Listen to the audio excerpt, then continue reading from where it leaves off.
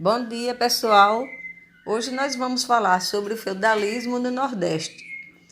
A gente já viu alguma coisa semana passada. Eu vou só fazer o complemento, vou deixar o texto para vocês lerem e em seguida vocês vão fazer a atividade, certo?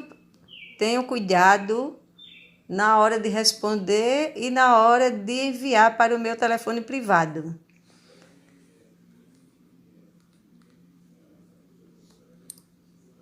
O feudalismo no Nordeste. Como podemos ver na aula passada, o feudalismo foi o nome dado à forma de organização econômica e social vivenciada na Europa centro-ocidental, durante o período histórico conhecido como Idade Média, entre os séculos V e XV. O nome é derivado dos feudos, ou seja, das pequenas vilas.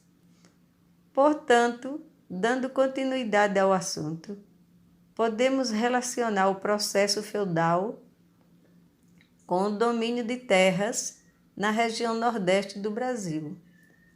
No início do século XVI, no ano de 1530, quando escravos foram trazidos da África pelos navios negreiros para trabalharem nas produções das colônias agrícolas, tendo seu fim no século XIX com a promulgação da Lei Áurea em 13 de maio de 1888. Também foram escravizados índios, estes oficialmente abolidos pelo Marquês de Pombal no século XVIII.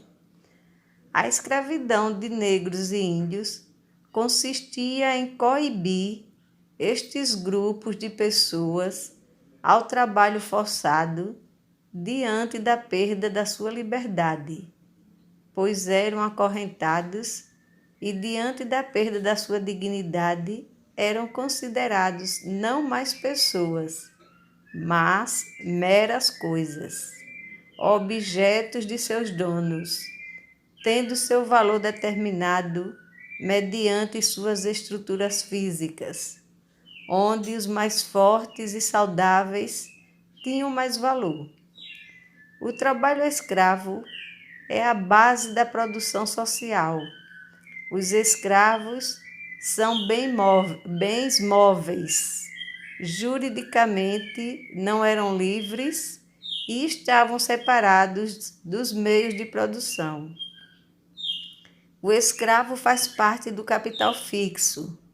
Sua força de trabalho constitui mercadoria e o produto do seu trabalho também é vendido como mercadoria. O modelo de escravidão nos dias atuais diverge da escravidão passada. Atualmente, a escravidão ocorre pela obrigação do trabalho forçado em decorrência de dívidas contraídas pelos trabalhadores em grandes propriedades rurais, geralmente situadas em áreas de difícil acesso, dificultando a fuga de trabalhadores que permanecem submissos ao patrão, a fim de trabalhar para o pagamento das dívidas que nunca se acabam. Estes trabalhadores recebem alimentação e alojamento de péssima qualidade para sobreviver. Assim, seus direitos trabalhistas são ignorados por parte dos empregadores proprietários das terras. Bom, diante desse texto, eu quero dizer o seguinte a vocês. Essa relação do dono da fazenda, do dono do engenho, do dono do canavial e o trabalhador agrícola, significa dizer que o trabalhador é a força do trabalho, é aquele que produz, é aquele que planta, é aquele que cultiva e é aquele que vai produzir a matéria-prima ou o alimento.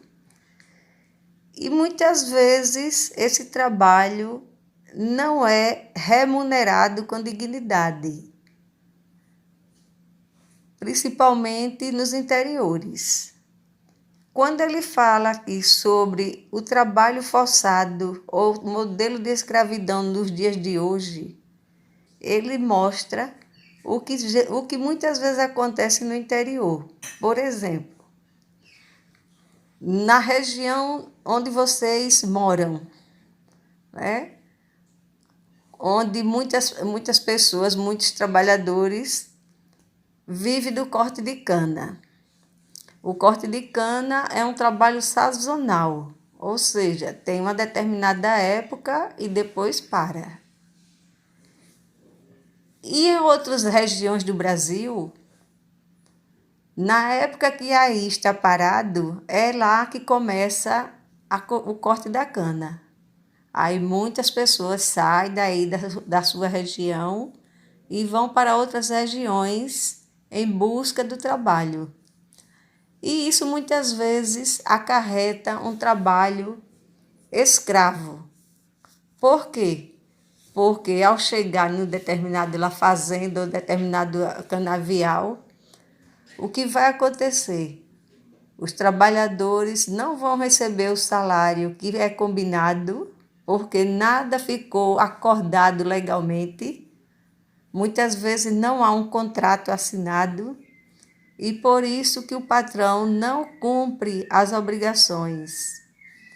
Ele vai receber um salário pequeno que não é capaz de cobrir as suas despesas, não vai ter uma alimentação decente, não vai ter um alojamento decente.